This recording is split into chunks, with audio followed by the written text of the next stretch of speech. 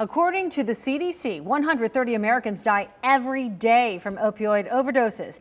So it's why the Drug Enforcement Administration and other agencies are working so hard to crack down on sales. Yeah, 9 on your sides. Mauricio Carbone right now has more on the message they have for those who sell and fill prescriptions for the pills.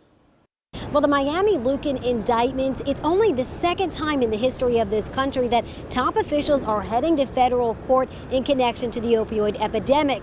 And the DEA is now telling pharmacists and pharmaceuticals to take that as a warning. We're going to come at you. If we can do it, we're going to do it. That's the message from Assistant Special Agent Mauricio Jimenez. You sit in the boardroom, you're wearing a white jacket, you got degrees up on the wall.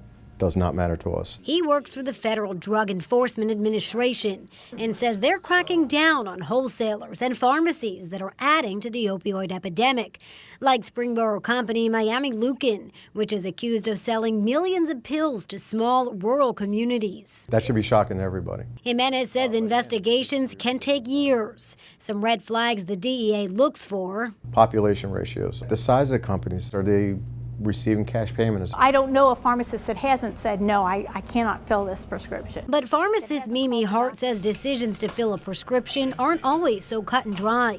You know it's a very high dose, but it's not necessarily a high dose for this patient. She owns and operates Hart Pharmacy in Price Hill and believes the majority of physicians and pharmacists do the right thing. Everybody is trying really hard to make sure that people are getting the pain medications that they need, but they're not getting too much, that it's not diverted. Still, for the ones who aren't, Jimenez is warning to watch out. You're breaking the law. You're killing people. If you're putting this stuff out in the street, we're going to do everything we can to get you. And the Ohio Pharmacists Association says that the public has some responsibility in all of this, too.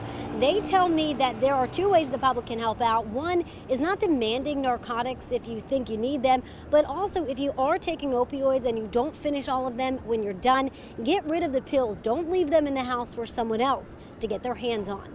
Reporting downtown, Mauricio Carbone, 9 on your side.